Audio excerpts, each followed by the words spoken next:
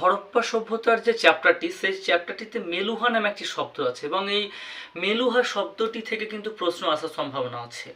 এখন যে মেলুহা শব্দটি কি, আমরা জানি যে হরপ্পা সভ্যতার সঙ্গে মেসোপটেমিয়ার বাণিজ্য ছিল বেশ। মেসোপটেমিয়াতে যে লেখ পাওয়া গিয়েছে, মেসোপটেমিয়াতে যে লেখ পাওয়া গিয়েছে, সে লেখটি হচ্ছে রাজা সার্গসের লেখটি লেখা হয়েছে এবং সেখানে উল্লেখ আছে যে তাদের বাণিজ্য চলতো মেলুহা অঞ্চলের সঙ্গে। এখন ঐতিহাসিকরা বলছে যে এই মেলুহা অঞ্চলটা হলো সিন্ধু অঞ্চল, মানে যে সিন্ধু নদীর তীরে হরপ্পা সভ্যতা গড়ে উঠেছিল, এই সিন্ধু অঞ্চল।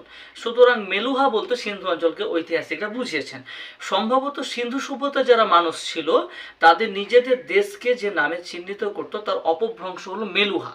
তাহলে মেলুহা শব্দটি কিন্তু হরপ্পা সভ্যতার সঙ্গে জুড়ে রয়েছে, এটুকু আমাদের মনে রাখতে হবে। এবং মেসোপটেমিয়ানরা হরপ্পা সভ্যতার যে সিন্ধু তীরবর্তী অঞ্চল তাকে মেলুহা নামে উল্লেখ করত।